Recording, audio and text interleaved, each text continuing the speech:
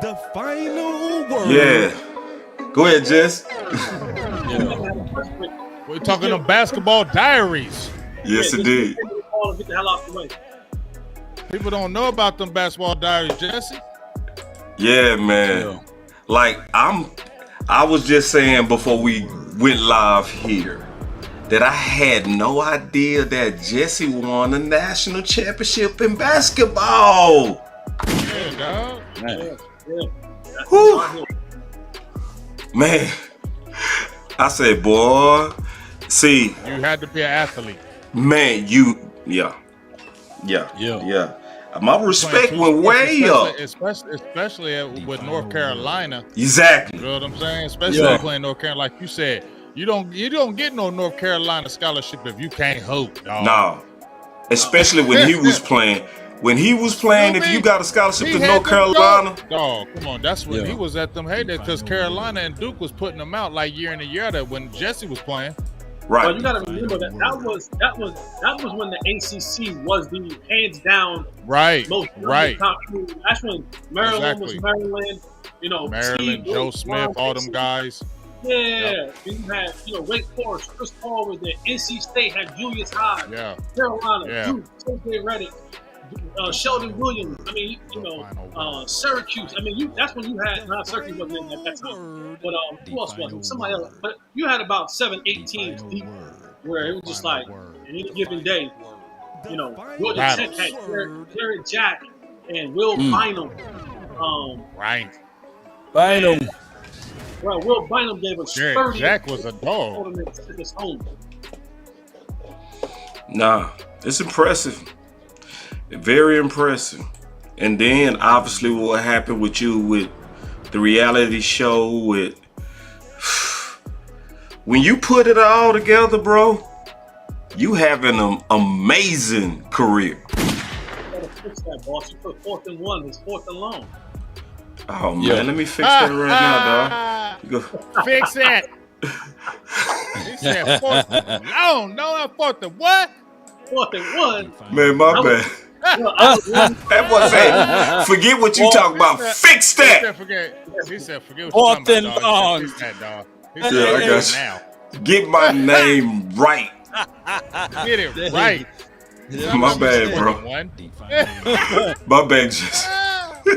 Say, wait. Pause the show. Like you said, boss. Wait a minute. Not just for me, for the show purpose. I don't want them like, y'all. Because they're gonna go back and be like, why did you say 4th and 1, Mister? And just 4th and long. What about 2nd and 2? Yeah.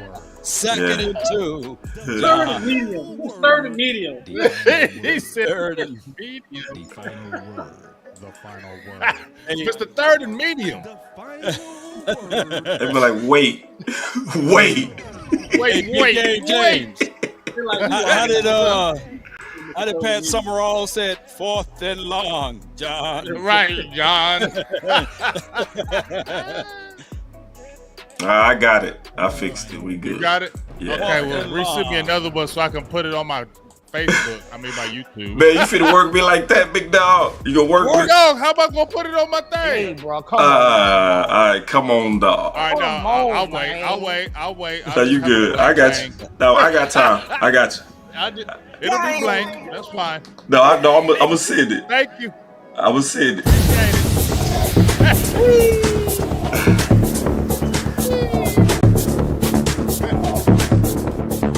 Literally, people do that every time I go. I just wanna run it up. Let's go. Kinda check or something. I've been really in the field, let up. I've been really in the field, let her rush, I let her feel. Lately, I just wanna run it up. Don't need no deals, I make the deal. Have to take it to a meal. Lately, I just wanna run it up. Kinda check us on. Lately I just wanna run it up. Count that too, count it up. Lately I just wanna run it up. Need them ones, I need them fives, need them tens, I need that change to the safe, got blues inside. Green rings and pinks, it's all the same. I still say and roll my change. Take some losses when I play, charge it to the game. I'm with L, yeah, I'm with T Black, I'm with Reverend now. I'm with Bay, yeah, I'm with Jay, yeah, I'm with Chuck and now. Still the same, not switching sides, now it's about loyalty. You switch sides off for the bag, and that's worth more to me. I mix Nike with designer, I experiment. You just rock what's on the shelf, and I'm not feeling it. Search for the one, but baby girl, it's nothing real as this. Can't trust a soul, I keep a hammer, call it too legit. I've been really in the field, love the rush, I love the feel. Lately, I just wanna run it up. Alright. So we got the man himself in the building, Mr. Jesse Holly, man. And I think we got you right this time. Let's see if I got it right. Did I get it right? Yeah. Here we go. Alright, there we go. Forgive me for that. I was moving fast. Forgive me for that. And that ain't too funny, big. Don't laugh at me too hard. Okay. All right, I won't. All right, we're gonna start with what's hot. And then obviously we're gonna start with you, Jesse. We wanna definitely hear from you on this because this is hot, right? So we wanna start with what's going on with the running backs, and we seeing them speaking out, right? So you see Derrick Henry coming out, which I'm glad the big boys coming out, right? Yeah. So first, let's just start with you and your thoughts on what's going on with this war at running back. Yeah, these boys better learn how to backpedal. So all my high school running backs, I'm gonna learn how to backpedal. I mean, that's the, no. I mean, here's the deal. What teams have realized now, when you talk about being in a salary cap league, and a good portion of that money is going to the quarterback. Then you talk about going to the receiver. Then you talk about going to the left tackle, defensive end, defensive back. And so there's only but so much of the pie to spread around. So now you have to start looking at where can I cut the cost, right? This is a business at the end of the day, right? We have to separate ourselves from fandom, from podcasters, and put ourselves in a business format. And what position wears down the fastest? Let's use our former running back, for example, Ezekiel Elliott. He was a 450 yard, 50 attempt toucher at the Ohio State University, not counting receptions.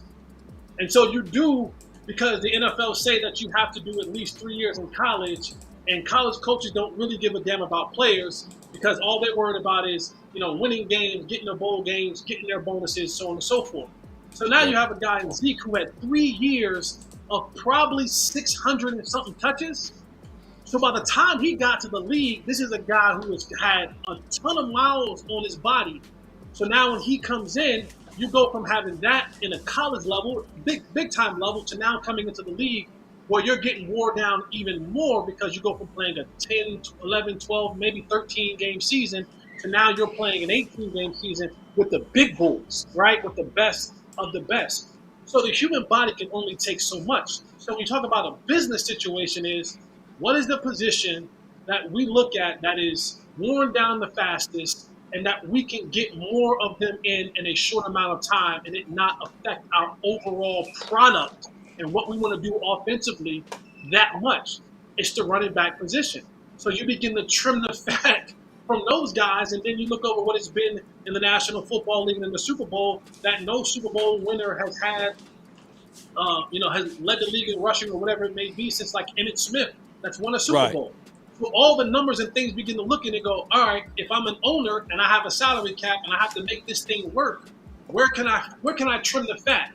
And now it comes to the running backs, and it sucks. But those are the guys who, when you talk about that window, right? The NFL is not for long. When does that tread begin to wear out on those tires?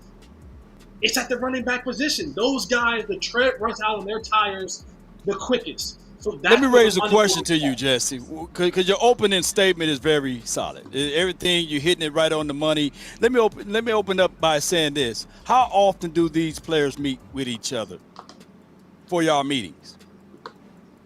What do you mean? What are you talking about?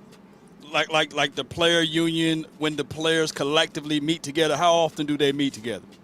So you have at the beginning of the year, right? So what you'll have Right. is every team has a union rep. So Right. every team, when I was playing, it was Brady James. So at the beginning of the year, Brady would call a meeting. Not everybody would even show to that meeting, right? Right. Especially the vet guys. They were like, "Oh yeah, we're already in." So guys would show up, and then guys like Brady James would say, "All right, guys, here's what we're looking at. Hey, make sure you put money into your your matching whatever your 401k and they get this information." And then they may have another meeting. I mean, you may get 2 or 3 in a year, and most of the time you don't have your full team or collection of guys in those meetings. A lot of the vet guys like, yeah, been there, done that, heard this, heard that, and then they go out the door. It only comes when these situations, because I was also a part of a lockout season. It only comes then when it begins to impact your bread. Now everybody's full attention, right? Well, let me say this. This is the reason why I asked you that, because these owners, 32 of them, they are not billionaires by mistake. They meet up every quarter and they talk about the decision makers that they're going to do with these particular players down the line. And the only way that they can get in front of this, Jesse, believe it or not, is for those guys in the CBA to get in front of it with the running back room. I think that they need a specialized salary cap just for them, because they are utilized different. Not one size fit all with these players because of their lifespan is different. Running back lifespan is an average of 3 years. A quarterback can go 10 or more. So they need to have a different collective bargaining agreement with those players. And you can't get ahead of 32 billionaires just by meeting how they are meeting. On top of that, you got 63 players on per team, right? 63 players. So those 63 players, even if the starting players not wanting to get out there and play, right? Those guys, the 10 guys that's on the practice squad would say, shoot, give me that opportunity. I would play for peanuts. So there will be somebody that will be willing to cross the line. So that's the only reason why this type of product or this type of results don't happen in basketball, because you don't have 63 individuals, right? Correct. So Correct. I think that this will be a situation that these owners, the 32 billionaires, not by mistake, will always be ahead of them. And by their crying and stuff like that, they will already say, hey, we let you smoke your weed. We give y'all this and that. You know, you said that you want to have less practicing. You know, we give you that, and we still got an extra game out of you, and we still want more and more out of you, you know? So the NFL owners are playing chess while the players are playing checkers. I think you hit it exactly on the head. It is so difficult. It is so difficult. And again, as a player who's a part of a lockout, to get 65, let's say 65 times 32 to all agree.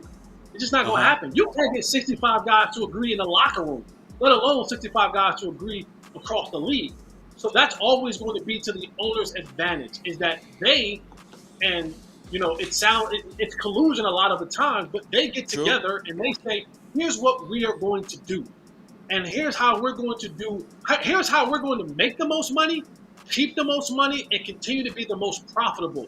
And that's the one common denominator that they all have.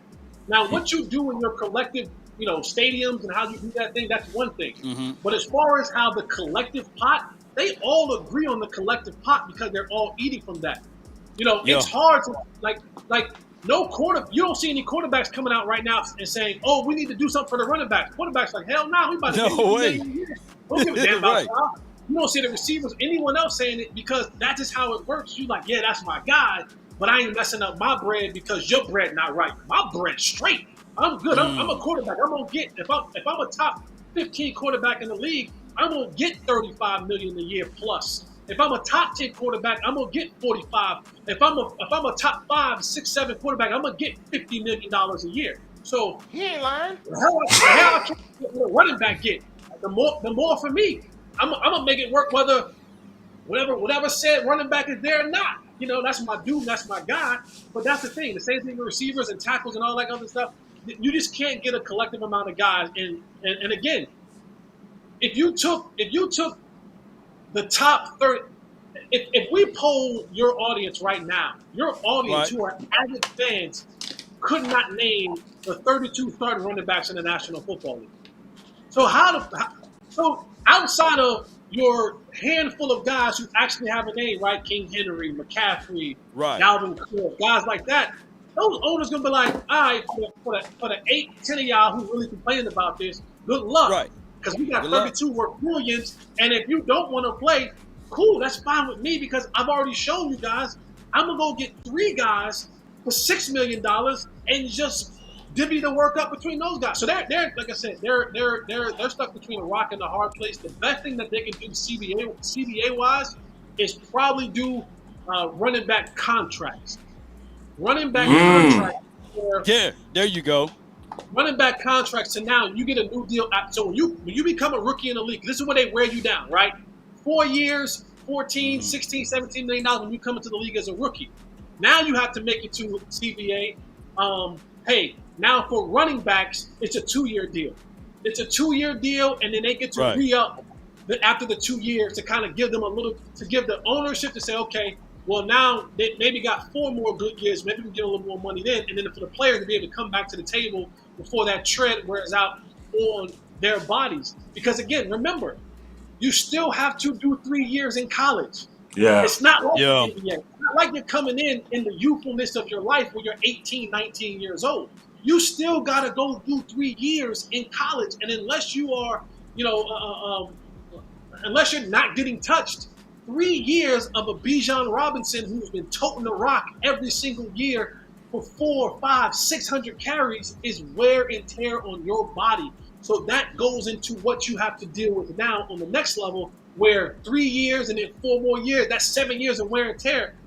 The human body just can't take that kind of ground and pound from that position. Ooh-wee. That's a tough thing. I mean, I feel what you're saying, Jesse. They better learn how to backpedal, baby. They better learn how to backpedal, go get you 100 million. Hey. Safety. If you play running back, you need to learn how to backpedal. Oh. Yeah. I mean, it's tough, dog. I mean, when you look at it, because it's like a no-win situation, but that franchise tag, it seems like it's been the death of players. That's what they tried to negotiate in there a long time ago, and this feels like that franchise tag, that 1-year deal, to me just seems like the death for players, because it's a way for me to see like the owners or the team to just be like, we're going to fleece you, especially the running backs, because you saw what Josh Jacobs did.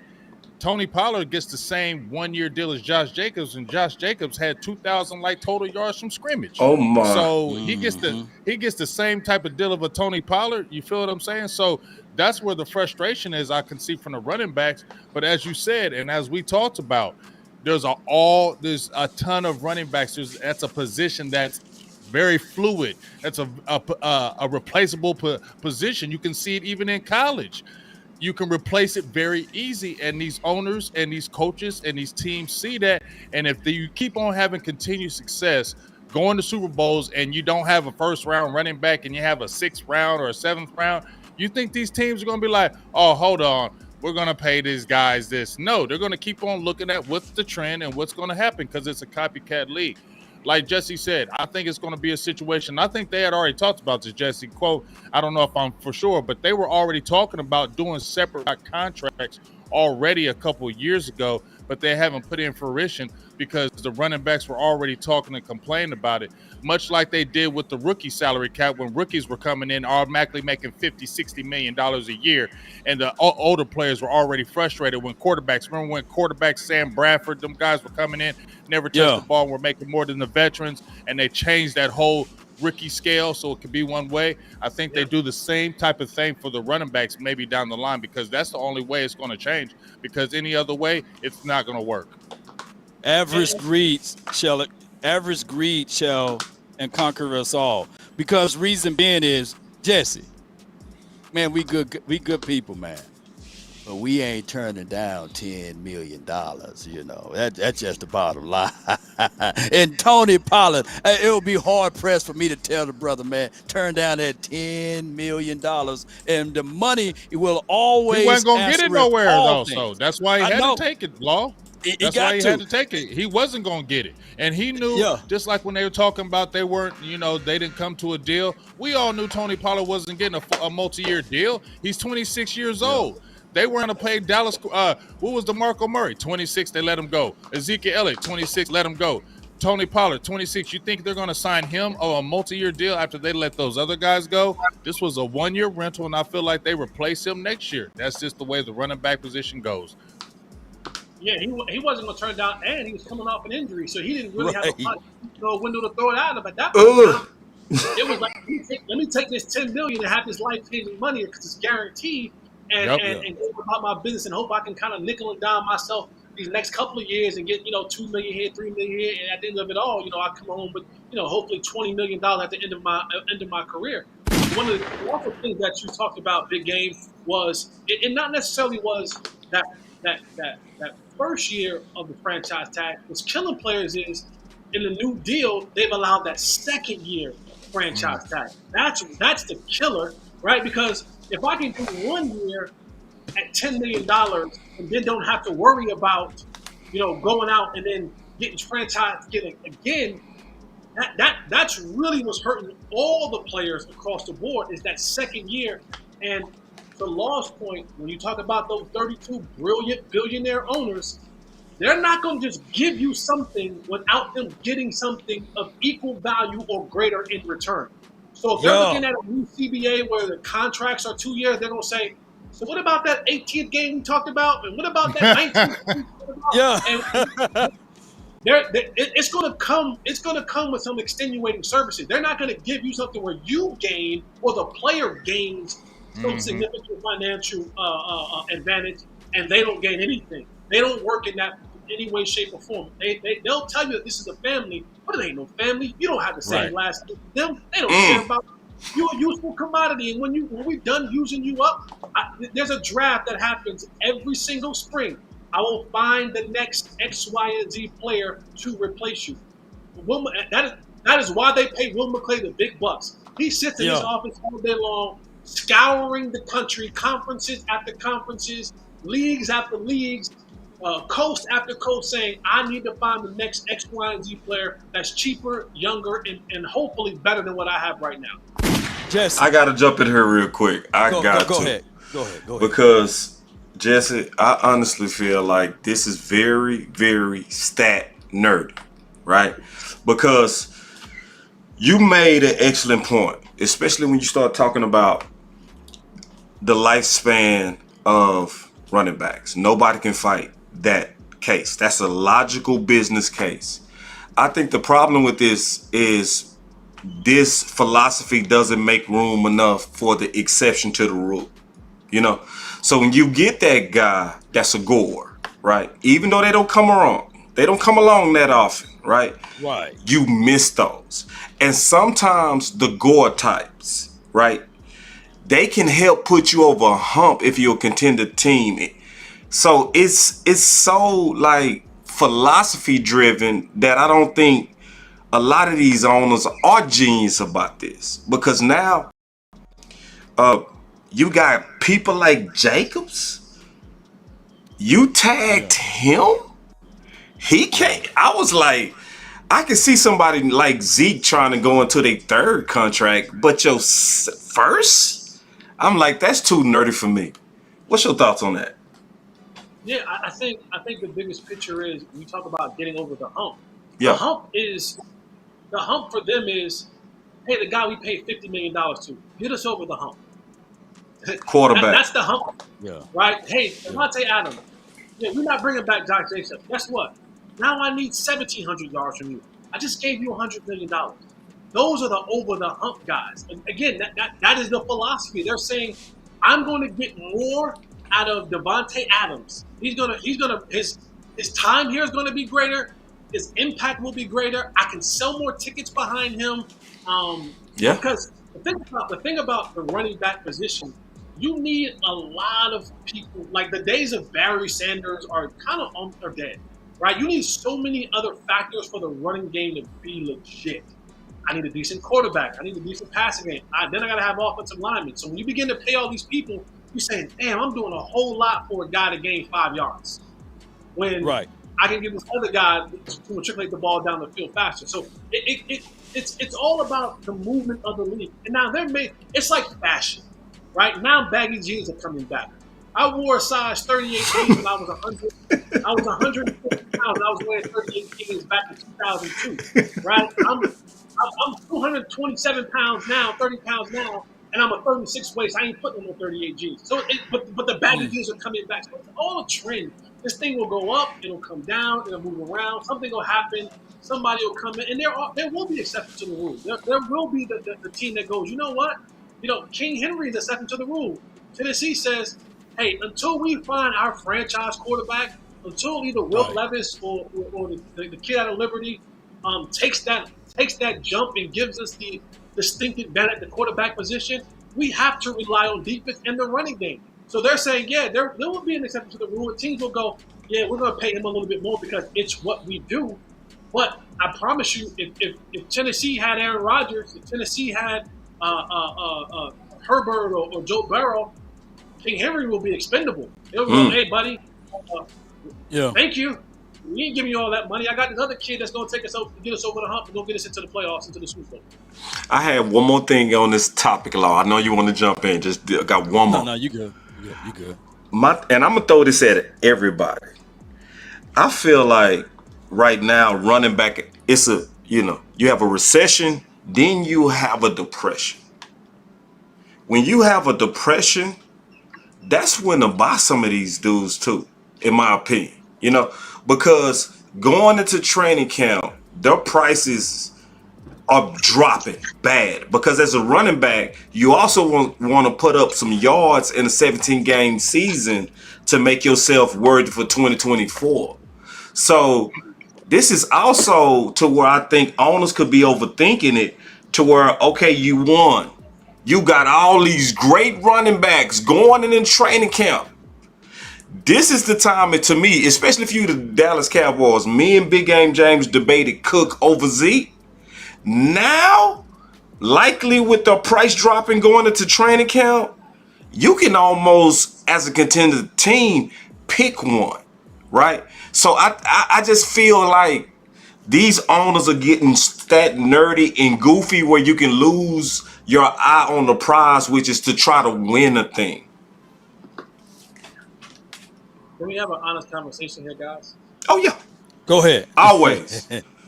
Yeah. Can we let the Zeke dream go? He's not coming back. It's not even about Zeke. It's not. It's not even about Zeke. I'm talking about running back. He talking about running backs in general. And I give him what Boss the said, vets. basically. Yeah, like because you got good vets not signed. Like, yeah, but here's the thing. And we go ahead. And we got Ronald Jones. Go ahead, Jess. All right, I'm gonna break it down after Jesse. Okay. And it's always when any time, this is in life in general. This is a life lesson from Jesse Holly. All right. Anytime things don't make sense, follow the money. even if you go and you get Dalvin Cook, guess what's going to happen to Dalvin Cook? He's going to sit behind Tony Pollard. Do you want to know why? Because I'm giving Tony Pollard the fourth most money in the National Football League at the running back position. Go and look it up. Tony Pollard's making $10.1 million this year. I'm not taking $10.1 million and sitting him on the bench or definitively breaking up his carries. Because that was the same thing with Zeke. It was like we was giving Zeke. They're like, wow, people are still playing Zeke because we're giving them $12 million. Guys. Exactly. So like, get Zeke off the field. No, you're not going to put $12 million on the field. Sorry. I'm sorry, guys. You're not putting $12 million on the sideline to eat sunflower seeds and Twizzlers. $12 million is going. You're working him into the game plan. So now that we've committed $10.1 million, and I think it's like McCaffrey, I think it's King, Henry, another guy. And he start looking at it. Tony Pollard's in that top 5 list of guys being paid at the running back position. I'm not putting him on the sideline. I'm not splitting carries with him. I'm going to milk this cow until he's dry, and then I'll have to get else. Because if Dalvin Cook comes in here and he's better than Tony Pollard, that's what I have to do. I got to listen to but I have to listen to Boss. I have to listen to Big Game. I have to the law saying, listen to and they're saying, yeah, but we're giving Tony Pollard 10.1. I'm not putting $10 million on the bench, guys. And that's why Zeke had to go. That's why Tony Pollard will now get all the snaps next year, and all those veteran guys that you want and you want to have around, they're going to say, that's going to mess with my bottom line because you're bringing Dalvin Cook. The fan base is going to want to see Dalvin Cook. But I got $10.1 million on the sideline, but I just can't let that, unless he's hurt, unless he is physically hurt, injured, and cannot play. Now, if Tony Pollard gets hurt, all bets are off. I got to go get another guy. But if Tony Pollard, you got to go get another guy. Then you go get that veteran. Yeah. And Jesse, to your point, but he could be gone by then. And to your point there, Jesse, you were saying that even with Ezekiel Elliott, the one thing that the agent knew too is that's why they put the no trade clause on him, because they knew the money was everything. Think about this, everybody. In the good book, it says, for the love of money is the root of all evil. But also it says a few stands down that money answereth all things. It don't say a few things. It says literally all things. So when we start to look at these players, this is also a copycat league. And the NFL, everybody, mama, uncle, cousin, looked at what the Kansas City Chiefs just did with Isaiah. And they sitting there saying, well, we may have an Isaiah on this roster, right? By the name of Deuce Vaughn or whoever. It could be Rojo, who they paying peanuts to right now. So they're looking at it, how they can get low, right? Buy low and sell high. So they hoping that RJ or Rojo, or they hoping that Malik Davis, Deuce Vaughn, or the other kid, Rico Didell, they hoping that those boys can perform up to a level that they don't have to pay Tony Pollard for a long term. That's just how it is. They're not going to pay Tony Pollard.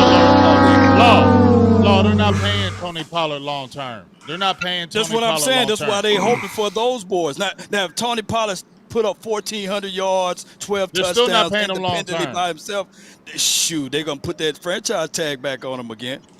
Probably and here's a question, though, guys. Here's a question, and this is a question that I haven't had anybody really adequately answer for me. What do you do if Tony Pollard is injured and you're not getting productivity out of Ronald Jones? And number two, what do you? Here's the second part. What do you do if Ronald Jones is not productive and his best years are behind him? It's going to be the inside of the gap B and A inside runner, because I don't believe Tony Pollard is that guy for 20 to 25 carries a game. If you do that to him, he will get injured. So what are the answers to those questions? That's what's on my mind. Who are you asking? I'm asking anybody who wants to answer. No, because I need to put the camera on him, big dog. Anybody want to? I'll start. Let's take you, Holly. Go ahead. This is why they paid Will McClay so much money. The answer is if he doesn't, if they don't, then it's Will McClay's job to go find one of those veteran running backs. Or then you go to your quarterback and you say, hey, we're not getting productivity for the running back game. So Mike McCarthy, you have to devise a new team. This is when you talk about the complete package of an NFL offense or defense. If we're not getting productivity from a certain area, Will McClay, your new job now is to find me a back that can come in here and give me some productivity, and we're not paying a lot of money for him. So do your job. Is why we pay you all this money and give you all this praise. Mike McCarthy, you have to find a new way for us to win football games by hook or by crook. And then you say, all right, guys, next man up, Rico, Malik Davis, or whoever that next guy is. You have to find ways to get it done, or you have to change the way you're doing business. That's the nature of it. That you either adapt or you die. And if you and you can't find there you go that you are having, then guess what? Mike McCarthy, see you later. You're not the guy who we thought you was. Brian Schottenheimer, see you later. You ain't the guy who we thought we was. Dak Prescott, you wanted that extra money, right? You want that new long-term deal? See ya. You're not the guy who we thought about. This is what the business of football comes down to. If I don't have an answer for it, and if I can't find an answer from the guy that I paid $5 million to, Will McClay, who's probably making close to $1 million a year, whatever the OC is, and then it comes back to my soon-to-be $50 million quarterback. If you guys collectively can't find an answer to the question that we're having or the issue that we're having, then I need to make changes with you guys as well. That's why you hire those guys. That's why you have these people on board. This is why you regarded Will McClay as such high prestige because of the ability to find players. This is why you say Dak is your franchise quarterback. This is why we brought Mike McCarthy in because of his offensive genius. That is the answer to the question if the ifs happen in the backfield when Tony Pollard gets injured or Ronald Jones not productive or Malik Davis isn't what he is or Rico isn't what he is or Deuce, whatever those guys are. If you can't find an answer to it, then you guys have to be replaced as well. Hold on. Give him to him. That boy good. That boy's good. All right, here we go. Now, you know, because this is the thing. We talked about this tag, right? And I actually hate the philosophy of playing a guy because he was paid. I hate it. But it happens. I agree. You know, I know you like it's reality, but I'm just being honest. I hate it because in a perfect world, I would want the guy who looked like he's showing a progression, regardless of his payroll, to actually play. But the reality of how they can be reverse cheap, so they a lot of times make that mistake, in my opinion. But this is the thing I want to throw out there, in my opinion. When I look at a lot of these owners, right, or even the Dallas Cowboys, the tag's supposed to be working for them. I think they losing from the tag. I think they greatly losing, especially when the tag, for everybody that knows how the tag works, dollar for dollar, it's gonna come out of that current year's cap. So they put $31 million on Dak for 5 games. They lost on that.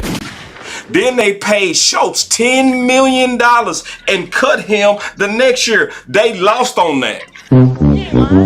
Now you just you tag Pollard and he now one of the highest paid. It's like boss. You know that he was never going to get a deal though. We all knew Tony Pollard was never going to deal. Like everybody on this panel can't say we all knew. When Ezekiel Elliott was about to go with the money, we knew Tony Pollard was going to get franchise tagged. We knew he was going to sign the tag. We also know that he's only going to get that 1-year deal, and it's going to be over no matter what kind of numbers he gets. He's going to be 27 years old. They're going to look at that, and they're going to be like, we're good. And this is the evaluation of the Malik Davis, the R. Jones, or Deuce Vaughn. This is their evaluation of him. If y'all can do a little bit for us this year, we're going to go ahead and take care of you. And look at all those guys that they have. Deuce Vaughn, 6th round?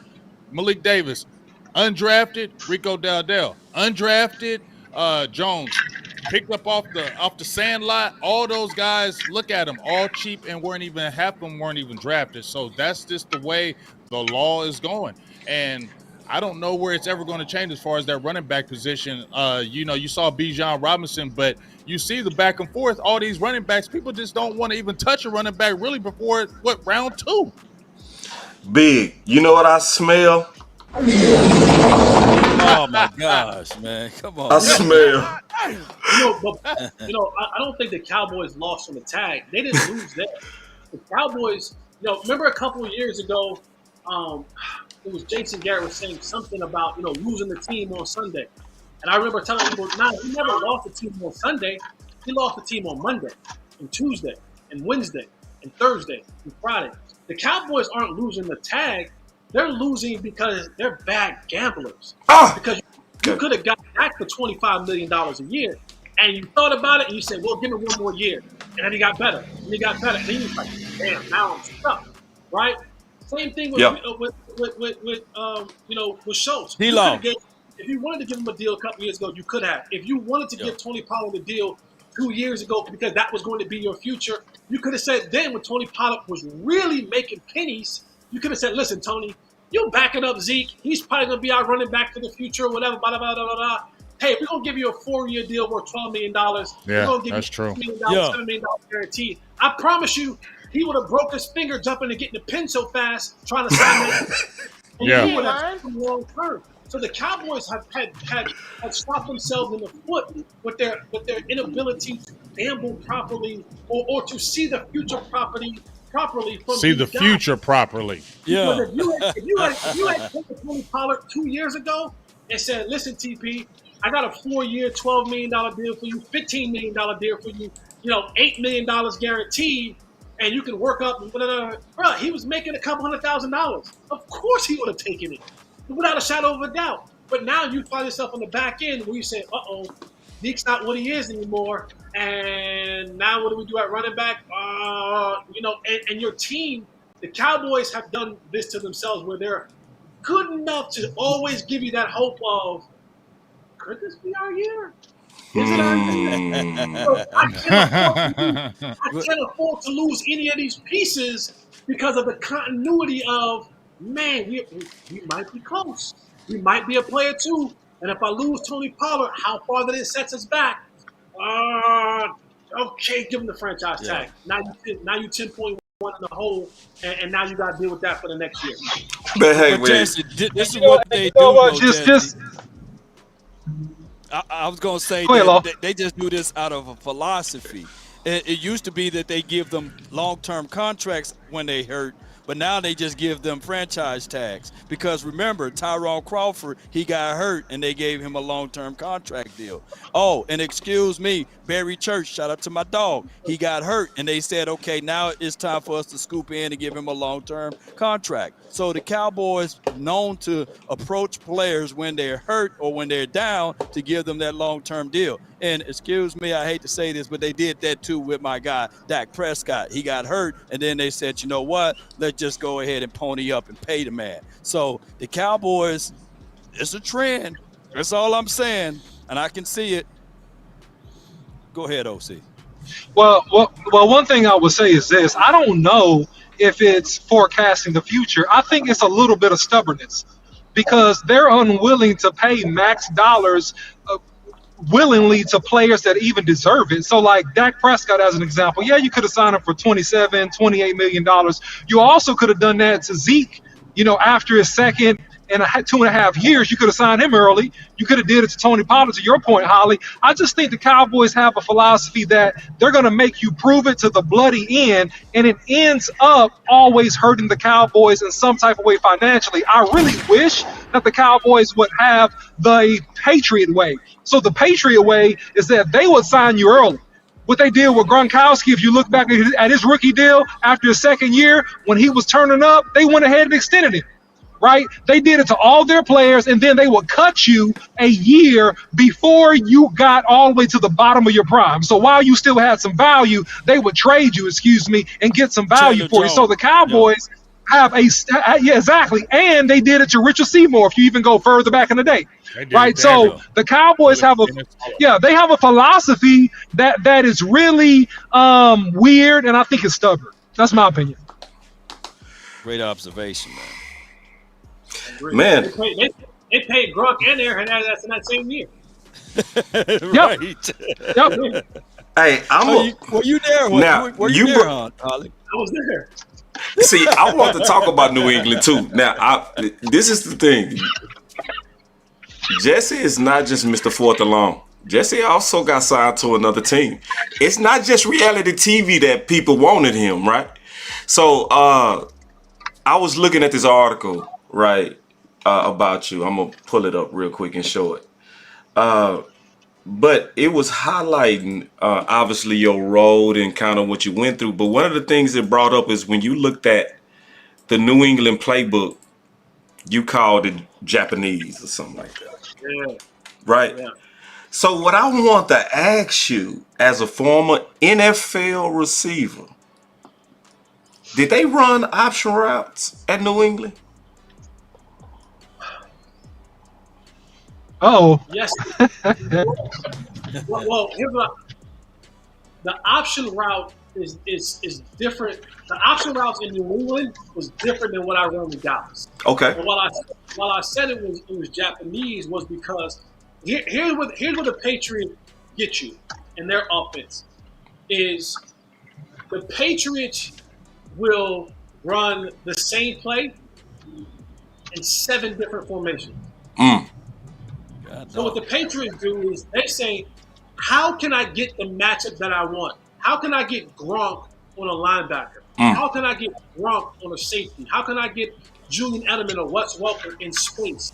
And they'll say, okay, If I run this particular concept, then I get the matchup that I want. Well, now all they would do is, again, if you go back and if you watch New England sets, they run the same play. They have a core set of plays that they will run, no lie, I'm not making this up, 9 different ways. And they'll do it to get the matchup that they want. They'll do it to get every single time, okay, third down, I want to get Julian Edelman on the safety. Okay, well, how I would run it with Gronk. I'll just put Julian Edelman in that position. That's why you have to be so intelligent to play at New England, is because you have to know as a receiver what it looks like from a tight end position, because you're going to run that route from there. And because that's the matchup that you want to get. So it's an option, but it's a different type of option route than what I read in Dallas. Excuse the computer second. That's my dog wanting to be on. Nah, you good. Appreciate the game. Appreciate the game. The thing, and in the route from New England, this is what made them so dynamic. Was you would have a change of route mid-route. This is why New England never really looked at, were you the most athletic, were you the biggest, the tallest, the fastest. New England always wanted to know, were you intelligent enough? And I'm not knocking any players on the Cowboys whatsoever or any other players. But New England always wanted to know, are you intelligent enough to make the adjustments on the run?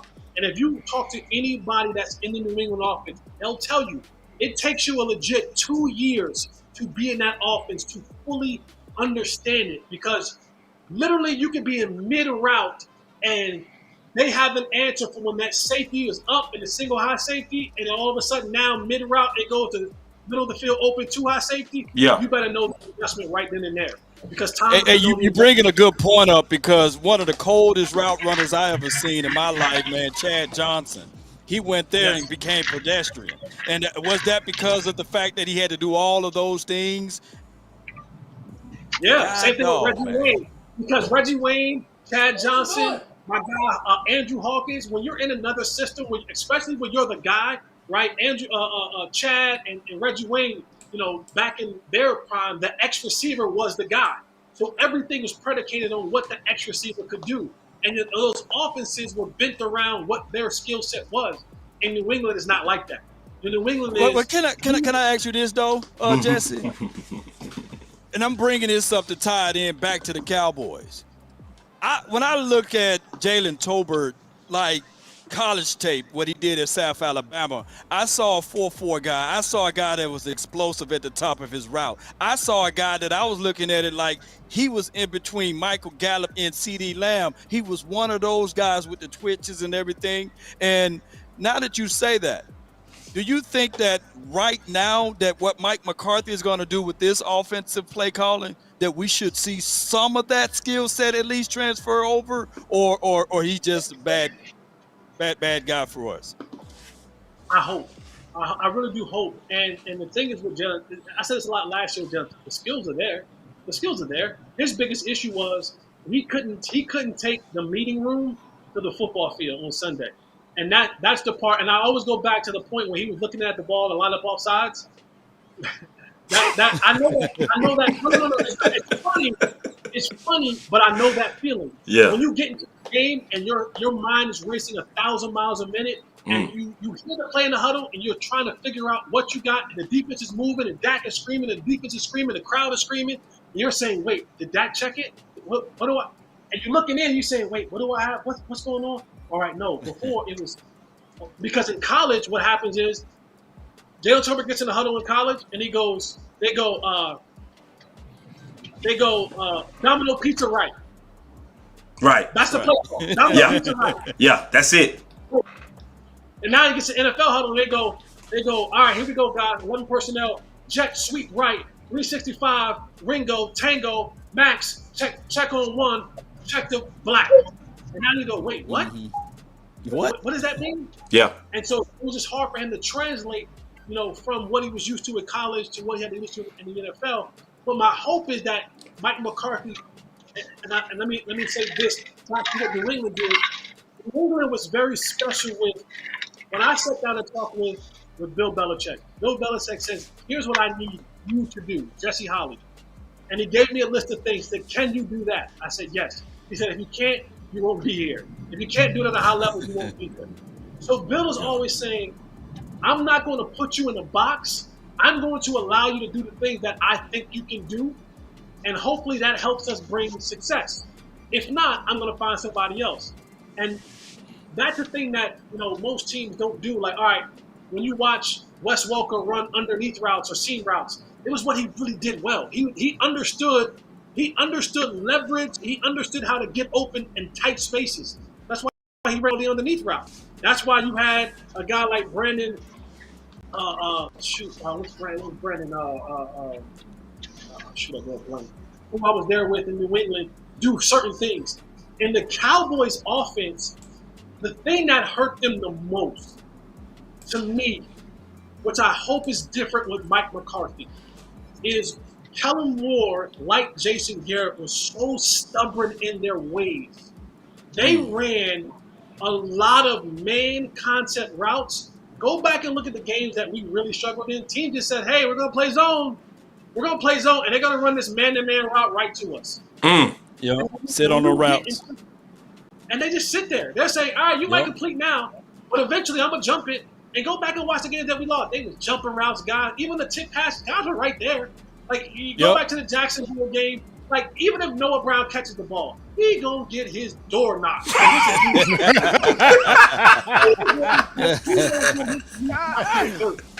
Go back and watch the San Fran game this year and the year before that. We were just saying, bro, we're going to play zone, and you're going to give us one or two because that's just what we're going to do.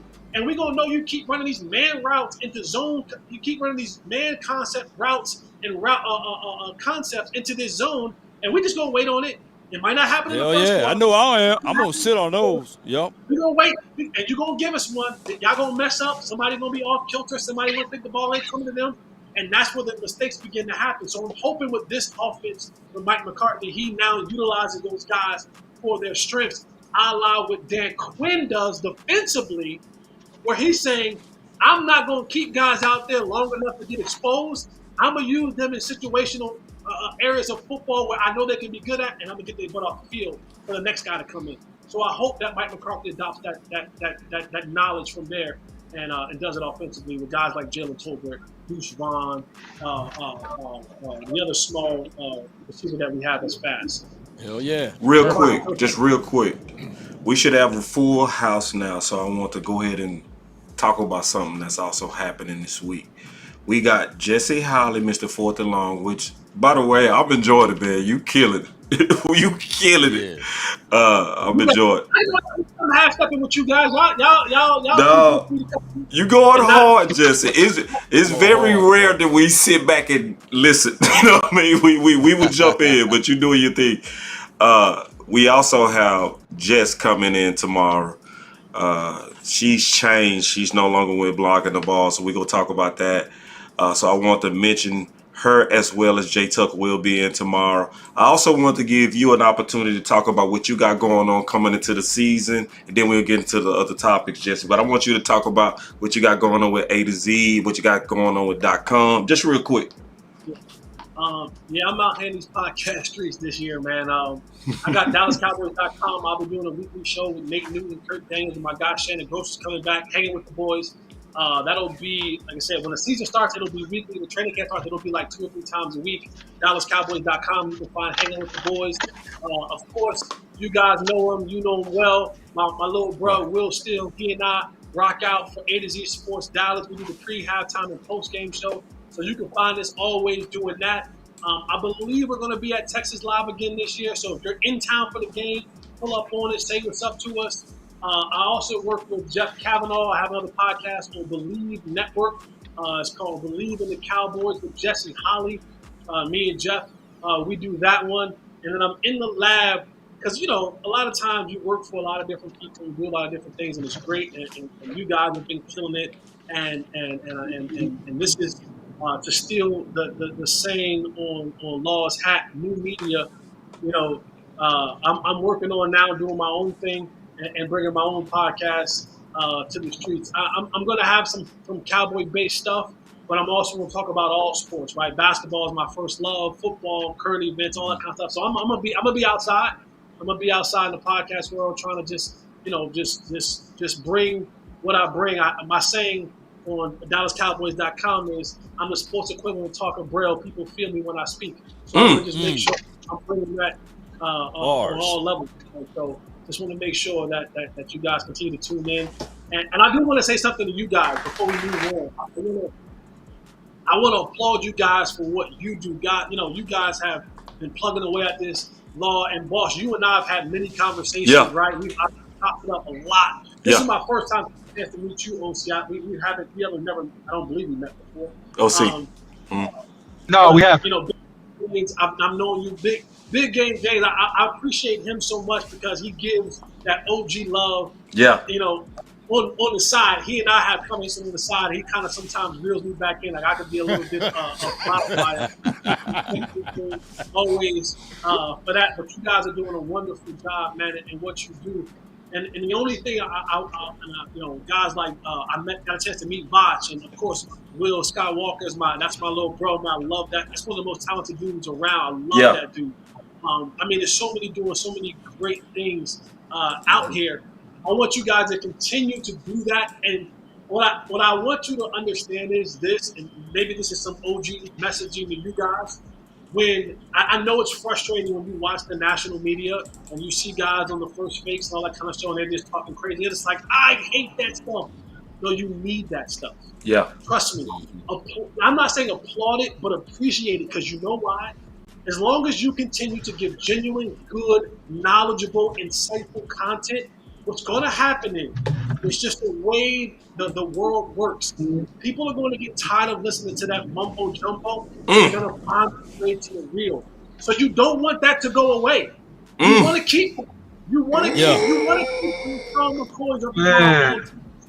Because what you're going to do, it may not happen today. It may not happen tomorrow. But someone's going to tell someone about authentic coverage of Cowboys. And they're going to go, wait, I'm tired of hearing these guys on the national network. And they're going to say, oh, let me think about these guys. Find a word, Big Game James, OC, Law, Boss, all these guys, and they're gonna filter to you. I promise. So don't fight the networks. Don't fight the big names. Right. Let them stay. Let them do what they do, and just know that eventually the real will be found. It's inevitable. You can only digest the fake for so long. So stay doing what you do. They're gonna come. If you build it, they will come. Enough Cowboy fans in the world, this is America's team, are gonna find the final word, because they're sick and tired of hearing the national media who doesn't have insight, who doesn't have boots on the ground, who's not connected to what's happening right here locally each and every day for the Cowboys. So let LaShawn McCoy and Skip and all the other people on TV and say, get these on TV. No, guys. No. They are necessary for your success. And let them continue to drive the people to your show, and you keep doing what the hell you're doing. So bravo and salute to you guys. I just want to get that out the way and say that you guys are doing a phenomenal job. You want answers? Such wisdom, Jesse. Such wisdom, man. I appreciate that, brother, man. That was wisdom. That was like out of the mouth of God, man. I appreciate that, Jesse. I'm serious, man. That was a lot of wisdom. No, for real, man. That was a lot of just wisdom. That just was wisdom, man. Really, I appreciate it, man. Y'all go ahead. Yeah, Law, you had something. No, I was just gonna say, yeah, they the GMOs, man. We organic over here, man. So that's why everybody love it. You know, GMO may fix you up for a few times, but for the real long-term journey, go get the organic product right here with Law Nation Sports, Boss Cowboy Sports, the OC, and as well as Big Game James, Botch Lombardi, you and want Skywalker answers? Steele, and all of my guys, man. Jay Took, all of my boys, man. So we the organic supply, baby. Everybody else is GMO over there on the 4-letter, 3-letter networks. Come on, baby. All right, we gonna get back to ball just real quick, but hey, appreciate that, Jess. That was dope, real dope. So we were gonna talk about these interceptions and stuff like that. So obviously, Dak was taken out of context with he's not gonna throw 10 and whatnot. But the big thing that he was talking about is that the receivers are gonna be where they was supposed to be.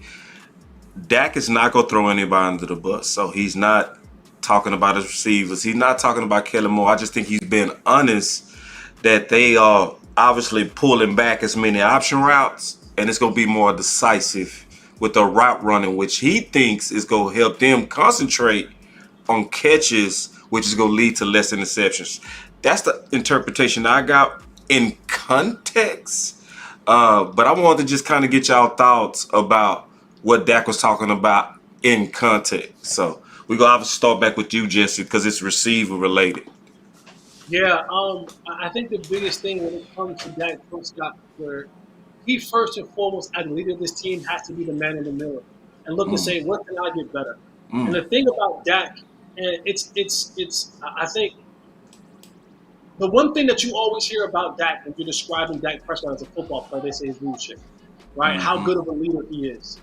And when I look at Dak, and my brother Scott can tell you this, when we sit down and we watch football games, I often tell him, you know, Dak will make a throw certain times in the game, and I go, I know that pass was completed, that ball shouldn't have went there. And what ends up happening is that when you do that often, you sometimes get enamored and thinking that you can go to that well again. And the biggest thing for Dak, what he has to do first is he has to understand his limitations. I think when players always say, I don't listen to what the media says, I don't hear what the outside noise says. Any other player, let me tell you guys, if any player ever tells you that, he and everybody around him are absolute liars. Exactly. Like you think Dak don't hear what people are saying about him? And I think if there was one chink in Dak's armor is when Dak really officially became the quarterback of America's team, and I think it would be anybody. Dak wanted to remove that I'm a bus driver mentality. I'm a game manager mentality. They're paying me like the top tier quarterbacks, and the only way I get mentioned with the Rodgers and the Mahomes and the Herberts of the world is I now have to throw the football like them. And so you get into this situation where it's like now I have to be a gunslinger too. I have to make the narrow window throws too. I have to put the team on my back too. And the analogy that I used last season was if anybody has kids and put their kids on a bus to go to school, don't you want that bus driver to get your kids there safely and home safely? There's nothing wrong with being a bus driver. There's nothing wrong with that. If bus driving means I'm going to get my group of people to the destination safely and sound, that is a success. So be that. And it doesn't mean that you're bad. We've put this connotation of being a game manager or a bus driver into the negative box. Well, if it wins me football games and it takes me to a place of where I want to be, then be that. Football, honestly, when you look at it from a player's perspective, and you heard coaches say it before, it really do come down to about 3 or 4 plays a game. And you know why they gave Patrick Mahomes $500 million? Because in those 3 or 4 plays a game that Patrick Mahomes, he shows up in those 3 or 4 plays. It ain't the other 70 that they're worried about. I can get Matt Castle to come in and do the other 70. I can get other guys to come in. You know, we watched this year. Who was the backup quarterback for the Cowboys? I'm drawing a blank. Cooper Rush. Cooper Rush. We watched Cooper Rush come in here and do the 70. It's what can you do when I need those 4 or 5 crucial plays in a football game. You don't know when they're going to come. You don't know how they're going to come. But you pay that guy to make those plays. So for Dak Prescott, he has to look at himself and says, how can I rein myself back in, right? Rein myself back in. And it's okay for me to take profit. It's okay for me to say, you know what? The check down was there. Go back and watch those interceptions. You're saying, you kind of forced that one in there. That one didn't have to go there. Take the profit, check it down, throw it to the smaller guy. Throw it to the shorter guy. And when you have a defense that's led by Michael Parsons that can get you the ball back, say, you know what, guys? It's okay to punt. It's okay to punt because that squad's going to give me the ball back. I don't have to press and force and put my way and my team in hurtful situations. So it starts with Dak first, with him realizing that he doesn't have the arm of Aaron Rodgers. He doesn't. He can't roll out left and be off platform and throw a dart to the sideline 40 yards down the field to a tight end on the rope that if it's 6 inches wider, he's out of bounds. If it's 6 inches inside, it's a pass deflected. He doesn't have that arm, and that's okay. But you have to play within the strength that you do have and maximize that and not try to be Aaron Rodgers. And then for the rest of those guys, it's, hey, when I go to you, CeeDee Lamb, I need you to be Devontae Adams in those 4 or 5 plays. I need you to be Justin Jefferson in those 4 or 5 plays. So that's the give and take between having that quarterback be where they need to be and having those other guys being where they need to be. You know, when you had Noah Brown out there, it's sometimes you got to say to yourself, I think it was you guys had Terrence Williams on the other day. Mm-hmm. Yeah, that was Tony Romo. You got to be that guy and say, hey, don't run that route. Run this route and set it up. That's what you have to be going for your 8th or 9th year for Dak Prescott. You have to be that determining factor for your football team in those plays, those 4 or 5 plays in that football game that will determine the outcome of the game. No doubt. Man, you spit the truth on that one, man. Well, I'm going to agree with that, but I'm going to add a couple things. One thing I'm going to add is what Brian Broaddus said when he was on the show. Remember when we were all talking about the DNA thing? Yep. And we were trying to find out what were you talking about. I'm going to say that I'll agree with the point that I think Dak needs to have it to where what Brian Broaddus was saying, that just to your point, Jesse, Noah Brown, you done dropped 2 passes. I'm not going to you no more right now. I'm going to go to somebody else because they making plays. He would keep on trying to force it to a Noah Brown or go to somebody, and Noah Brown wasn't doing it.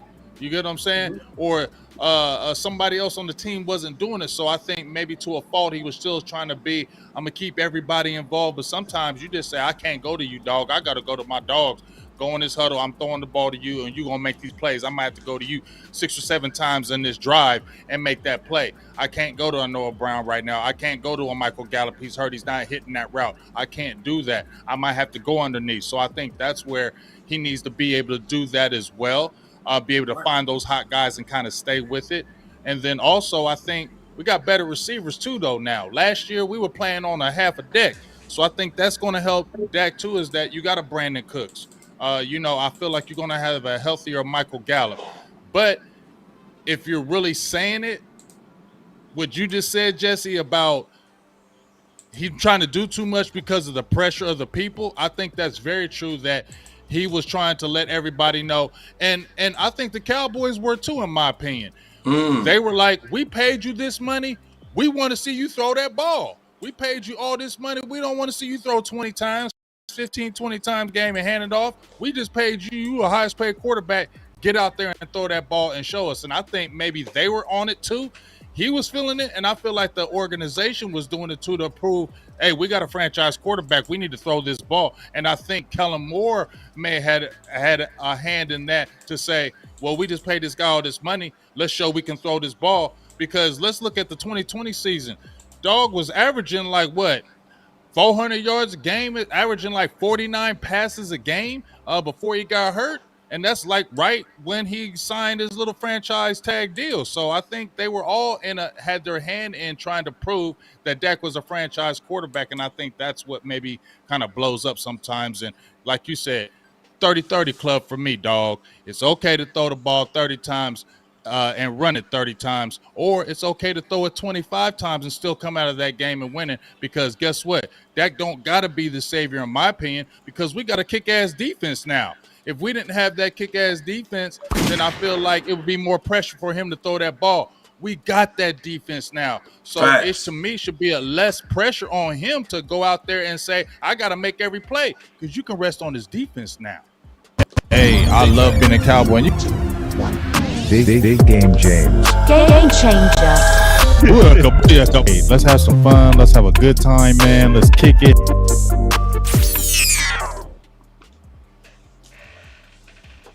Yeah, man, I think that, man, I mean, at the end of the day, man, with the Dallas Cowboys, man, it's going to be about consistency and decision making. And I think that on either side of the ball, whatever route concepts you have in place with the West Coast offense and whatever you're going to do defensively. I mean, I feel like the defense is going to be great. I feel like we're going to be a top 5 defense as long as we don't have turnovers and as long as we don't have a lot of sudden change stuff where they get short arrests and things like that. But as long as we're just responsible with the play calling, and I think that Mike McCarthy and Brian Schottenheimer, they're going to be that this year for the Cowboys. They're going to be extremely responsible. They're going to run when we should run. They're going to throw when we should pass the ball, and they're going to mix it up and take advantage of matchups. And I feel like if we do that and we're just sound, we're going to be okay. We got the pieces. We got enough talent to go very, very deep. And in my opinion, that's exactly what they're going to do. I think overall they're going to be sound. Dak Prescott is going to go back to being more what he was his first couple of years, playing more complementary football and being more of a play action quarterback. Rolling out to his right in particular is where he does extremely well. And winning with good throws with one-on-one receivers. No doubt, no doubt. When we look at all of these things with Dak Prescott, we still want him to step up. And a lot of people say, well, Law, you're a Dak Prescott apologist. No. I think that the team need to play complementary football. And one thing that we need to see more out of Dak Prescott is to have the FU attitude. When you see that person drop that ball that you perfectly placed, never look to them again. Because that is what exactly this guy would say. Want to talk about a playmaker? That's a playmaker. He made the play. You see, when Troy was out there, and he knew that he had to go with Michael Irvin. Everybody knew that Michael Irvin was going to be the guy to go get that ball, right? So if Troy tried to throw it to another guy and he dropped that ball, look, Mike going to be like, hey, what the world is going on here? And on top of that, when you start thinking about the other quarterbacks that's in the National Football League, like the Pat Mahomes, everybody, mama, uncle, cousin know that Travis Kelce is going to get that ball because that's his bread and butter. Even if you look at Joe Burrows, everybody know Chase is going to get that ball. And for small shades of degree, even last year with Jalen Hurts, everybody knew that A.J. Brown was going to get the ball. So the Dak Prescott heading into the 2023 season needs to find that guy that he know for sure that he's going to deliver that ball to, and it should be a guy that wear 88 on his chest, and that guy should be C.D. Lamb. He should have that chemistry with that guy, and everything should work his way out and play that complementary football. I think that it was 50-1 now? We only lost one game in the Cowboys' history when we were up against the Green Bay Packers because we refused to run the ball. We refused to keep the lead. So the Cowboys, I get it. Dak Prescott need to step it up into those degree and understand that he got to find his playmaker and continue to hit him. But on top of that, we need to play this complementary football and keep things steady. And slow and steady wins the race. Your point, Law. The difference between the 88 that you played, the audio that Boss played, and the 88 that we have on the screen right now, you're right. I'm going to walk up to the sideline and say, hey, Troy, hey, listen, man, don't go over there no more. You come to me. I think C.D. Lamb's a little bit more reserved, a little bit more laid back. He kind of doesn't really blow up like that or really come to Dak with that type of energy. And the second thing is, we talk about Chase, when you talk about Travis Kelce, when you talk about Cooper Kupp, those guys, and you said, hey, I'm going to – Matthew Stafford won a Super Bowl. Odell Beckham is out. The game's on the line. Everybody in the mamas knew, hey, guys, they're going to Cooper Kupp. But you know what they had to their advantage? They had a guy that was saying, I'm going to line Cooper Kupp in so many different positions that you're not going to be able to key on him. That's what Andy Reid and Eric Bieniemy has done with a guy like Travis Kelce. That's what guys have done with Cincinnati with guys like Jamar Chase. That's the one thing that the Cowboys refuse to do a lot of times and the only time, and it was successful, people called it, when CD would come in motion and tuck the chain in, right? It was like, finally you give us something where we can identify what's actually happening. The Cowboys, a lot of times, they just line up. And when you just line up, you give the defense the advantage. Those other teams are saying, I'm going to put Travis Kelce in the backfield. I'm going to put him out wide. I'm going to put him close, a lot of in the short set. Because now you can't just guard them and you can't just get them up in that type of way. The Cowboys also have to get more creative in saying, yeah, we are going to 88. That's right. We're going to get it to them. He's going to be outside the numbers on this play. He's going to be in the slot on this play. He's going to line up in tight formation. We're going to put him in bunch. We're going to put him in motion. Line him up in so many different ways that teams can't key on him and double on him instead of just saying, yeah, we're going to motion him one time, but then guess what? You don't see the motion again for 2 quarters. And now you're saying, hey, Jesse, let me say this, though, Jesse. Are you really saying that I got the wrong guy that need to say F you? You know, I think that Dangerous Lamb, CD Lamb, 88 on his chest, he need to have that mentality. F y'all. Look, give me the ball. I'm the playmaker. That's what you said? We need to get that out of him this training camp then. We need to talk to that brother. He needs to go to the sideline and not be soft-spoken. Look at it back and be like, hey, bro. Hey, come on now! This me. This me. I am him. I'm him. I love all of that. I don't find me, and that's what it should be. It should be that he should be able to look at Dak and look at him and go like, I almost said a bad word. He should be like, bro, this me. I'm 88. Like, find these numbers. That's it. And if I let you down, then we screwed. But I'm the dude. I'm the dude that you should be coming to every single time, especially in those pressure moments. Absolutely. Michael Irvin would have did it. I played with Des Bryant. I know for sure Des Bryant was like, F that, get me the rock. Des was like that, yeah. Hey, Jez, I gotta hit you with this. Woo! God damn. I want to put on some pads now. You want answers? I want to put on some pads. I wish I had that power when I was playing to be like, hey, dog, come to me. They would have told me to shut the hell up. That's fine. Des was like that. Jason Witten was like that. We get in the huddle, we in the sideline, and Whitney looking at Rumble like, yo, come on. Like, that was the beef with him and T.O. back in the day. Like, they drove You know why? They were like, yo, I'm him. I'm me. Hell yeah, CD. CD gotta be that. Hey, who's like that right now on this team right now? Well, offensively? Nobody, huh? Yeah. Nobody. Offensively? Nobody. Zach Martin is the only one because I heard Zach Martin say some stuff, man. He can't do nothing about it, though. There ain't nobody like that who has like, you know, Michael be like, yo, rush me. I'm going. Mike might just break the play down. But that goes back to Dak. See, leadership is not always this pretty thing of, hey, guys, come in. Let's go do a group outing. Let's go do breakfast. Leadership is not that. Leadership is going, yo, F this. CD, let's roll. And the rest of the guys, do what the hell you got to do. Give me some time because I'm going to CD. That's leadership too. But you know who used to be like that, Jesse? And the NFL took it away from him. I know he's no longer on the team. But I seen a young Zeke in 2017 pull his helmet off, run into the crowd and say, come on, get your stuff together. Let's go win. And they took that away from him when they did the whole scandal thing and suspended him for 6 games. But we need somebody similar to like that playmaker mentality.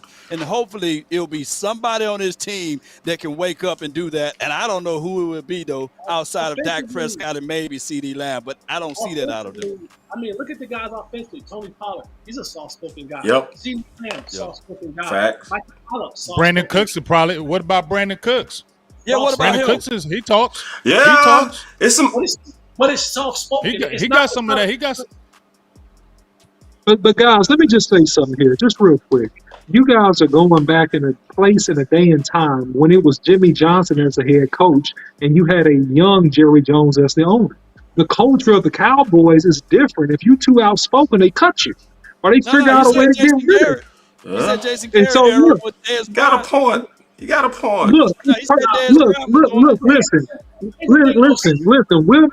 Going back to Will McClay. Will McClay is the guy that said over a year ago, I got to find the right type of player that fits into the culture of the Cowboys in terms of how they like to operate. Listen, even Stephen Jones came out and said when a coach got rowdy, I believe it was the old defensive coach got rowdy. He said, right. That's not the Cowboys' way. We don't win. do that. No, he said worse. He said we don't want to win that way. It was worse. Right. So anytime you had somebody show some kahunas, show some intestinal manly fortitude, it was like, no, it's our brand. It's our brand. Don't mess up our brand. You got a point. So I don't know. To be fair, OC.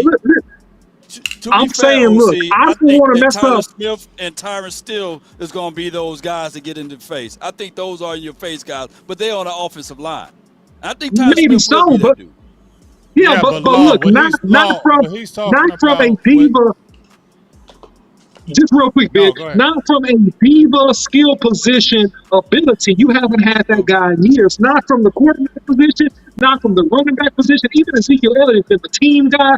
Not from the tight end position, except for Witten because he was, adopted into the family, so to speak. So it's like, look, who do you have? And listen, is the culture? My question for Jesse is this, and this is for you, Jesse. Is the culture of the Cowboys okay to have that type of dog and for it to be okay?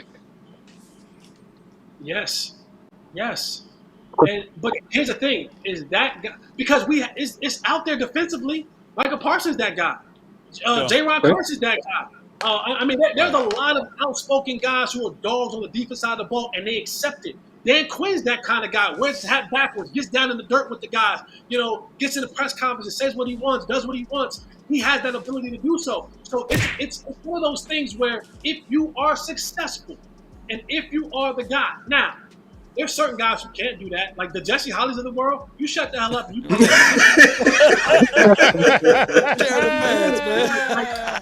shut the hell up. And you might be able to add a little word in, but you ain't demanding nothing.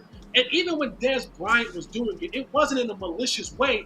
The problem what happened with Dez is when his skills diminished and he wasn't able to put the performance with the mouth. See, right now, CeeDee Lamb is a guy who's in a position where his performance and his talent level is at such a level that they'll deal with whatever the tolerance is. And it doesn't have to be this diva type of mentality, but it has to be that mentality because you're talking about the culture of the NFL. Like Travis Kelce yells at Patrick Mahomes on the sideline.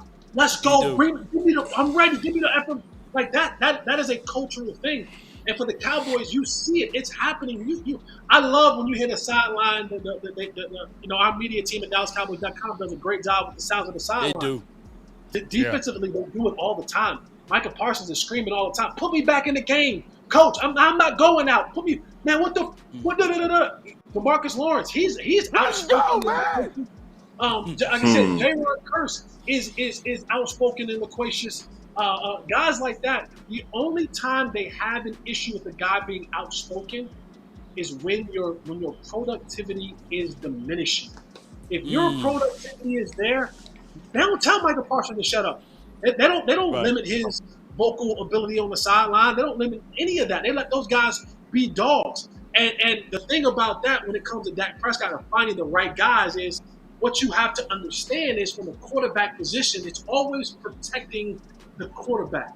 It's always protecting that dude. So you have to make sure the guy that you bring in, the thing that kind of worked with Dez and Tony was able to control Dez and understand. Like Tony was like, I had T.O. I was around Antonio Bryant. I was around guys that were way more aggressive than Dez. He understood Dez, so it wasn't affecting his play when Dez would get a little bit rowdy on the sideline.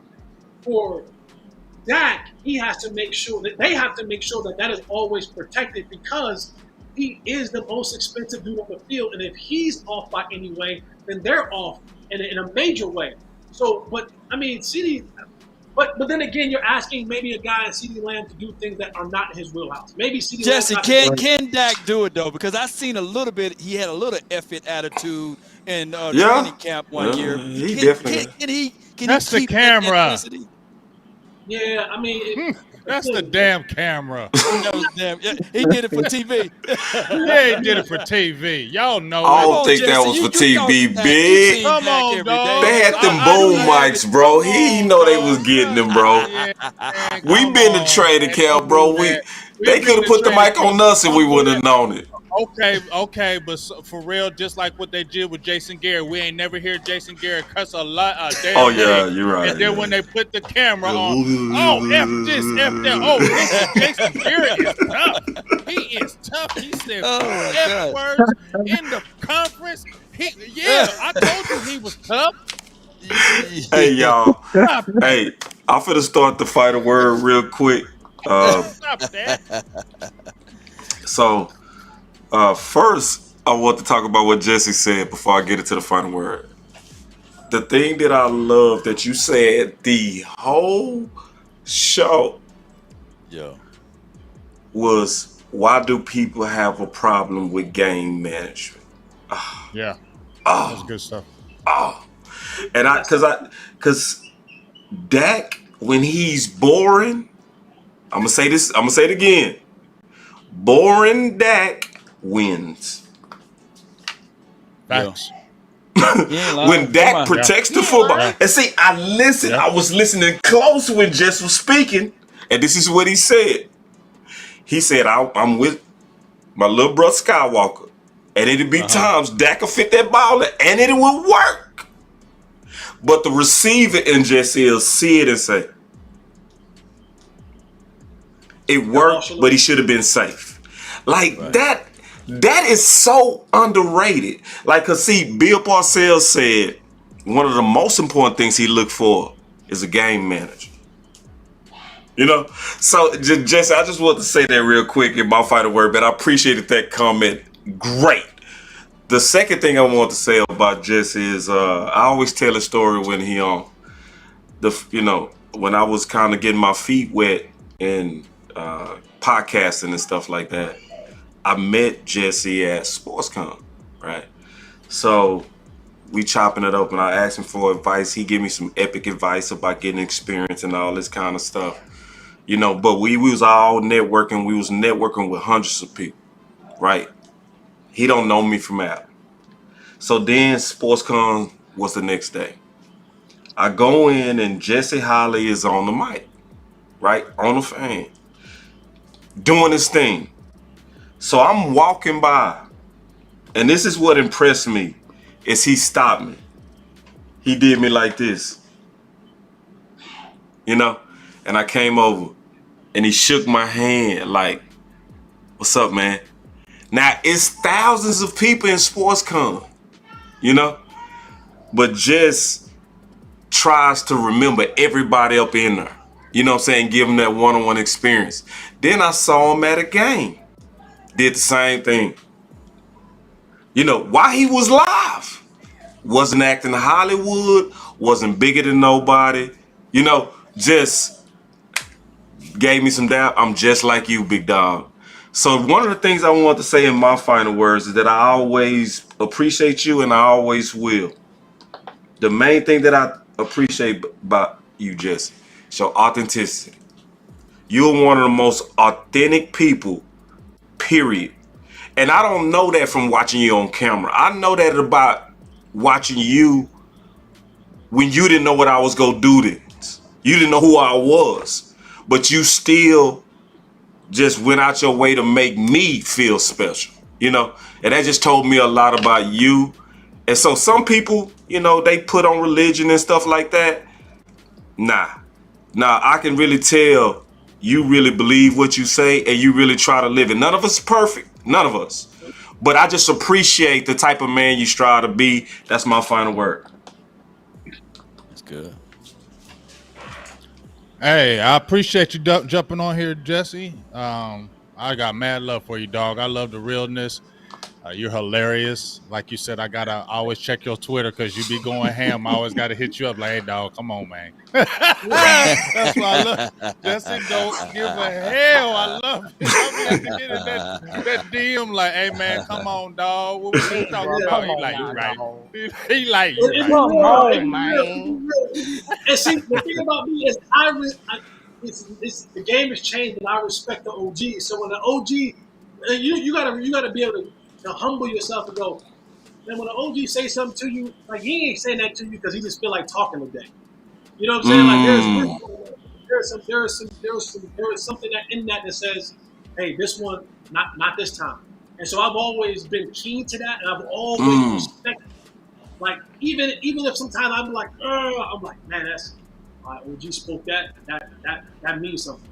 So I'm always going to, you know, not bow down, but I'm always going to come to a humble position when an OG genuinely speaks to me, no matter what it is. Like, yo, you bugging. I'm like, man, OG said I'm bugging. All right, let me recalibrate. Let me check that out.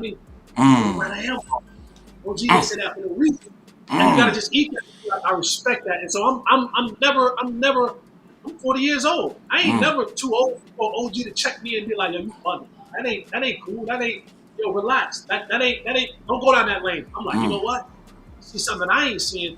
Let me check my rear view again. Let me check my side mirrors again because he might be right. Oh yeah. All right. So I'm always going. I don't care how old I am. When the OG speaks, I'm like, all right. I'm taking heed to that. Dope. Definitely. And just as we get ready for training camp, I don't know about y'all, but I have a hidden excitement.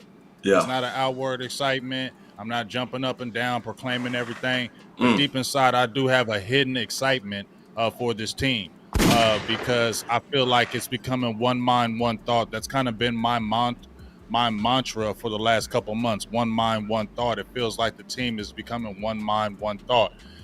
It just feels like everybody is on the same page. And I think that's what we've been talking about the last couple of years. Even Dak with his receivers being on the same page, not having tipped interception, not having bad plays. I think that they're becoming that. You see the group. You just saw the pictures with Dak and his receivers. They're getting close. I mean, I feel like I said this yesterday. Since I've been doing podcasting since 2017, I think this is the best receiver group as far as camaraderie, talent, and everything combined from me since 2017. I think this is the best group when I look at it. And I have a lot of optimism when I see it from afar. And I see this defense, I see the coaching, I see them they liking each other. And I feel like, I don't want to say it's a special year, but what I do say is the chips are all in because it could be a lot different next year. So this is a huge year for the Dallas Cowboys, and that's my final word.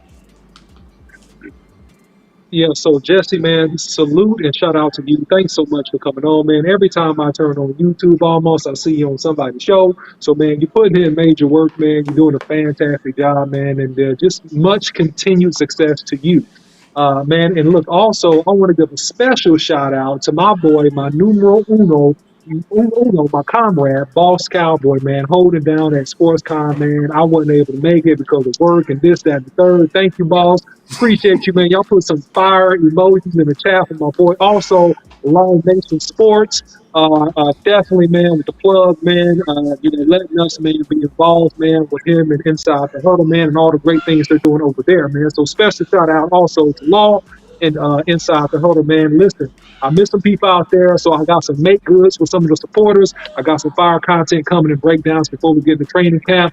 Man, look, I'm really excited about what we got going on with this team. I think that, man, this, could be the year, man, that the Cowboys, can get that sixth Super Bowl, man. I really believe that in my heart. I think that the stars are aligning, that if we execute, man, this could be the year, man. So I'm excited, and go Cowboys. I got to say this, OC, I'm being completely honest, right? When I was coming on and I was looking at, who all was going to be on, like, when I say this, like, I'm not afraid of anybody. I was like, man, I gotta be ready for this dude OC, bro.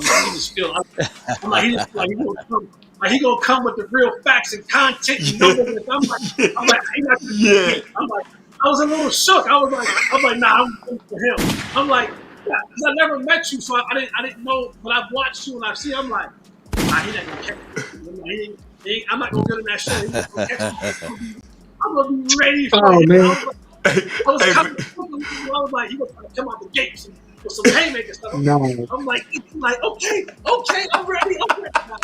Nah, but it's all man. Nah, bro, hey, you more than did the thing. Hey, what's crazy, just if we gotta hold the OC back, he don't care. That's what I love about him. Because he gonna speak his mind. That's what I love about him. He don't care. Like, he not starstruck. He authentically about it. But the final word on you, Jesse. Man, the final word for me, again, appreciate you guys having me on here, man. You guys, those who are listening, please check me out. Follow me on Twitter at Mr. Cliff Along, DallasCowboys.com, A to Z Sports Believe, and I got my own stuff coming up on my own podcast. But I think the final word for me is that this is, honestly, in my heart of hearts, I believe that this is going to be the year. If the Cowboys don't get it done this year, I think you see that window significantly close. Because there's going to be a major change. You're going to be changing OCs and head coaches and players getting a year older. And, and a lot of this, we can talk about this being a total team unit, and it is, and that matters. But at the end of the day, you know how it goes. You win and lose with the quarterback. And for Dak, if he doesn't figure out a way, and I don't care about preseason, you can ask Will, I say this all the time. I'm to the point now, I don't even care about regular season. If you can't get it when all chips are on the table in the playoffs, then that's where you make your hay for me. Because regular season is easy, right? Let me take that back. It's not easy. Regular season holds weight, and you have to go through it. But it's different when a team is solely focused on the thing that you do bad, and they want to expose it in the playoffs. And it seems the Cowboys, led by Dak Prescott, have gotten into the playoffs, whether it be him or the OC or the head coach or whatever it may be. Those are the moments in the game. If you want to be considered, if you want to be talked about being in that upper echelon of quarterbacks, in that top tier, right? And people will say, well, this and that and the third. If you win the playoffs, Coach Williams, Roy Williams, my basketball coach, said this to us when we were making our championship run. He said, if you want to be considered the greats, then go be great. But that takes you going to win the national championship. Because every time you walk into a gym and you got North Carolina written across your chest, you're going to get everyone's best. Every time you walk into a stadium with that star on your helmet, you're going to get everyone's best. Whether they're 1-5 or 5-1, you're going to get their best. And if you can't step up to the plate as the leader of this franchise and as a team and do it when it matters the most, then you aren't worth your weight in salt. And if you want to be considered as a great, you want to go down as one of the best quarterbacks in the league and be in that upper echelon conversation, the playoffs, the regular season prepare you, the playoffs make you. And that's the thing the Cowboys have to be able to do that hump. So for me, this on you, buddy. This is the time. You want to be in that conversation with the greats? You want to be talked about with the greats? You want to leave no doubt on the table? Get your team to where they need to get to. Do those 4 or 5 plays when it matters the most. Have that FU attitude. Have that real leadership and say, it ain't all this about getting guys together. That's great. That's good. It ain't all about saying the right things in the media. That's great. That's good. When it's time, the game is on the line. I know people are going to say, he has the most winning. No. Playoffs. That's when it matters. That's what matters. That's when you separate yourself from the pack. This is why we talk about guys like Patrick Mahomes in a different stratosphere than other guys. It ain't because he got a world championship arm. That's great. That's good. That's fun. But because when you get in the playoffs, you get to where you need to get to. You want to get in that conversation? Put yourself to the Super Bowl, man, and you'll see things change for you dramatically. No doubt, man. Ooh, Jesse, man, with the fire. Thank you for building the bridge and allowing us to come over, Jesse. And all positive thoughts with you, always been there for the nation. And I really appreciate you so much. And the words that you said about Dak Prescott, you are 1,000% right. 12-5 is the floor. It was the floor last year, and the Cowboys won a playoff game. But that's not enough. And Dak Prescott, he got to know that. And especially when we start talking about quarterbacks and to separate you from good to great, is what Pat Mahomes did in the Super Bowl. With one leg, the man had one leg against one of the better defensive teams in the National Football League, and he was able to get that first down and chunks of yards to ultimately win that game. So he put the team on his back. So Dak Prescott got to do the exact same thing. Put the team on your back. Everyone have a reason, but results are what matter. And I tell people this all the time. It's better to be prepared for an opportunity and not have one than to have the opportunity and not be prepared. And the Cowboys got to be prepared for the moment, because we're not looking back at this and saying, all right, what happened to this guy? What happened to that guy? We need the results, baby. And how that happened is when we get into these training camps in a few weeks and making sure that you get everything that you're supposed to get out of the mud. That's the reason why they say get it out of the mud, because these boys got to understand that we've been looking over here. We're starving.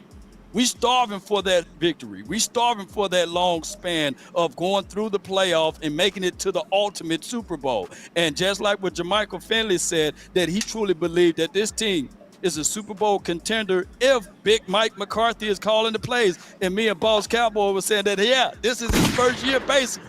And we need to see these results because even Mike McCarthy, his back is against the wall. Even when he was here this first year, everybody was talking about getting rid of Big Mike. So he got to make sure that he put things in proper places and spaces for this team to elevate. We're not looking for anybody to be talking about, hey, now we need to get the running back. No. Figure that stuff out now. Oh, now we need to get the kicker. No, figure it out now. Be prepared for the opportunity, like I said, Cowboy Nation, and everything will work its way out. And find that playmaker. And you got to find that playmaker, Dak Prescott, and it should be 88. If 88 don't have that FU attitude, guess what, Dak? You got to have that attitude because at the end of the day, nobody's going to get scrutinized and criticized like you. So get ready for it, and we are ready for it. New media, Cowboy Nation, let's continue to grind and shine. Thank you, Jesse Holly, for being on this show. That's been my time, and this is the final word. Let's go, baby! 3, 2, 1, drop it. And remember, you're listening to nothing but the best. Let's go. It's time to do. Man, this was a fire final word. God dog. Let's go, baby. God dog. That's it. Walk along, God. Yeah, I just wanna run it up. Can we check or something? I've been really in the field. I tell you what, that boy Jesse Holly can box. Oh yeah. I've been really in the field. He can box. Another one. For real, he can box. Yeah, man. I make the deal, have to take it to a meal. Lately, I just wanna run it up. Yeah. Kinda check a song. Lately, I just wanna run it up. Count that too, count it. Count it. Man, yeah, you killed it, Law. Ooh, wee. Another one. I need that change to the safe, got blues inside. Greens and pinks, it's all the same. Yes, sir. Hustle, saving, roll my change. Take some losses when I play. Charge Charge it it. to the game. I'm with L, yeah, I'm with T Black, I'm with Rabbit now. I'm with Bay, yeah, I'm with J, yeah, I'm with Chuck and now. Still the same, not switching sides, now it's about loyalty. You switch sides off for the bag, and that's worth more to me. I mix Nike with designer, I experiment. You just rock what's on the shelf, and I'm not feeling it. Search for the one, but baby girl, there's nothing real as this. Can't trust a soul, I keep a hammer, call it too legit. I've been really in the field, love the rush, I love the feel. Lately, I just wanna run it up.